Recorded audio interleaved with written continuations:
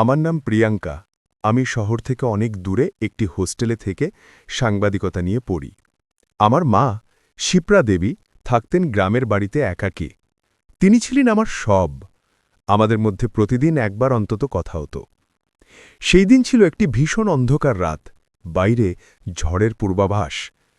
আমি তখন গভীর মন দিয়ে পড়ার চেষ্টা করছিলাম, কিন্তু আমার ভেতরের অস্থিরতা আমাকে শান্ত হতে দিচ্ছিল না। সন্ধ্যা ৭টা নাগাদ আমি মায়ের এক প্রতিবেশী অমল কাকুর ফোন পেলাম। কাঁপতে কাঁপতে তিনি যে খবরটা দিলেন, তাতে আমার পৃথিবীটা এক মুহূর্তে থমকে গেল। মা আর নেই, হার্ট অ্যাটাক হয়েছে, সব শেষ। আমার হাত থেকে ফোনটা পড়ে গেল। আমি চিৎকার করে কেঁদে উঠলাম। রাত তখন ৮টা। এই দুর্যোগের রাতে গ্রামে ফেরা অসম্ভব। আমি পরের দিন ভোরেই রওনা হওয়ার জন্য তৈরি হতে লাগলাম। রাত তখন 10:30। আমি আমার ঘরে একা বসে আছি। মাথার মধ্যে শুধু মায়ের শেষ কথাগুলো ঘুরছে। তখনই আমার মোবাইল ফোনটা বেজে উঠল। স্ক্রিনে দেখলাম মা। আমি প্রথমে ভাবলাম এটা অন্য কেউ হবে, হয়তো অমল কাকু বা অন্য কোনো আত্মীয়, কিন্তু স্ক্রিনে মায়ের পুরনো নম্বরটাই জ্বলজ্বল করছে। আমি যেন নিজের চোখকে বিশ্বাস করতে পারছিলাম না। মা তো নেই, তবে এই ফোনটা? অজানা এক ভয়ে আমার হাত কাঁপতে লাগল। মায়ের মৃত্যুর খবর পাওয়ার প্রায় ৩ ঘণ্টা পর ফোনটা এলো। আমি ধীরে ধীরে কাঁপা হাতে ফোনটা ধরলাম। হ্যালো, কে? আমি কোনো মতে বললাম। ওপাশ থেকে একটা ভেজা ভাঙা ফিসফিসানি ভেসে এলো। আওয়াজটা এমন করুণ যে আমার শরীরে রক্ত জমে গেল। প্রিয়া, বাড়ি ফিরিস না। কণ্ঠস্বরটা ঠিক মায়ের মতোই, কিন্তু সেটা যেন অনেক দূর থেকে ভেসে আসছে, জলের ভেতর দিয়ে। আমি চমকে উঠলাম। মা তুমি কোথায়?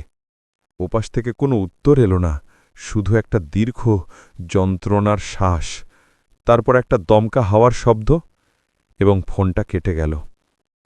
আমি সঙ্গে সঙ্গে মায়ের নম্বরে আবার কল করলাম। নম্বরটা বন্ধ। আমার মাথায় তখন ঝড় বইছে। এটা কি ছিল? কেউ কি আমার সঙ্গে মজা করছে? কিন্তু মায়ের মতো নিখুঁত কণ্ঠস্বর নকল করা কারোর পক্ষে সম্ভব নয়। আর কেনই বা মা শেষ মুহূর্তে আমাকে বাড়ি যেতে মানা করলেন? বাড়িতে কি আছে?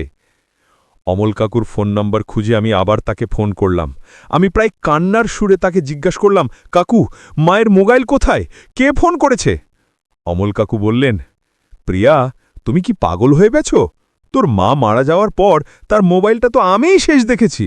সেটা খাটের পাশে পড়েছিল। আমি এখন সব ব্যবস্থা করতে ব্যস্ত। তুমি শান্ত হও। আমি বিশ্বাস করতে পারলাম না। যদি ফোনটা খাটের পাশে পড়ে থাকে, তবে কে আমাকে ফোন করল? আর কেনই বা সেই মৃত্যুর মুহূর্তের শীতল কণ্ঠস্বর আমাকে বাড়ি ফিরতে বারণ করল? আমার সাংবাদিক সত্তা জেগে উঠল। আমি ভয়কে জয় করে সেই রহস্য ভেদ করার সিদ্ধান্ত নিলাম। আমি রাতেই গ্রামের দিকে রওনা হলাম। সকাল ৭টায় যখন আমি গ্রামের বাড়িতে পৌঁছলাম, তখন সবকিছু থমথমে। আত্মীয় স্বজন আর প্রতিবেশীরা ভিড় করেছে। আমি ঘরে ঢুকে দেখলাম মা শুয়ে আছেন। তার মুখটা শান্ত, কিন্তু তাতেও যেন এক গভীর কষ্টের ছাপ। আমি ছুটে মায়ের শোবার ঘরে গেলাম। খাটের পাশে রাখা একটি ছোট টেবিলে মায়ের মোবাইলটা পড়ে আছে। অমল কাকু ঠিকই বলেছিলেন। মোবাইলটা হাতে নিয়ে দেখলাম সেটা বন্ধ। কিন্তু আমার কৌতূহল শান্ত হল না। আমি মোবাইলটা চার্জে বসিয়ে চালু করলাম। মোবাইলটা অন হতেই আমি কল লিস্ট চেক করলাম। আমার চোখ কপালে উঠল। কল লিস্টের ঠিক অপরেই জ্বলজ্বল করছে আমারই নম্বর। Outgoing call, time 10:30, duration 15 second. অর্থাৎ আমার মায়ের ফোন থেকেই আমাকে ফোন করা হয়েছিল, কিন্তু মা তো তখন আর জীবিত ছিলেন না। ঠিক সেই মুহূর্তে আমার মোবাইলটা আবার বেজে উঠল। স্ক্রিনে আবার সেই পরিচিত নাম, মা। কিন্তু এবার কল আসছে মায়ের নিজের মোবাইল থেকে। অর্থাৎ মায়ের মোবাইলটা হাতে ধরা থাকতে সত্ত্বেও সেটা থেকেই আমাকে কল করা হচ্ছে। আমি ভয়ে পিছিয়ে আসলাম, ফোনটা খাটের ওপর ফেলে দিলাম। আমি স্পষ্ট দেখতে পেলাম ফোনের স্ক্রিনে আমার নামটা জ্বলজ্বল করছে, আর সেই 15 সেকেন্ডের কলটা তখনও চলছে। আর আমার কানে ভেসে এলো সেই ভাঙা যন্ত্রণার ফিসফিসানি, প্রিয়া, ফিরে যা, তুই ধরা পড়ে যাবি। কথাগুলো কানে আসার সাথে সাথে আমার মনে হলো যেন মায়ের মোবাইলটা থেকে বরফের মতো ঠান্ডা একটা ঢেউ আমার দিকে ছুটে এলো। আমি ঘরের মেঝেতে লুটিয়ে পড়লাম। জ্ঞান ফিরলে আমি দেখলাম আমি খাটের পাশে পড়ে আছি। মা তখনও বিছানায় শান্তভাবে শুয়ে আছেন। মায়ের মোবাইলের স্ক্রিনটা ভেঙে চৌচির হয়ে গেছে। আমি নিজেকে শান্ত করলাম এবং চারপাশের অস্বাভাবিকতা বোঝার চেষ্টা করলাম। হঠাৎ আমার চোখে পড়ল মায়ের বিছানার পাশে যেখানে তিনি হাত রেখেছিলেন সেখানে একটা ক্ষুদ্র কালচে দাগ। দাগটা যেন পুড়ে যাওয়ার মতো, আর তার ওপরেই পড়ে আছে মায়ের হাতে লেখা শেষ একটি চিরকুট। তাতে শুধু একটি বাক্য লেখা, তার আত্মা শান্ত হয়নি, তাই ওর ফোনটা ওর কাছে রেখে দে, ফিরিস না।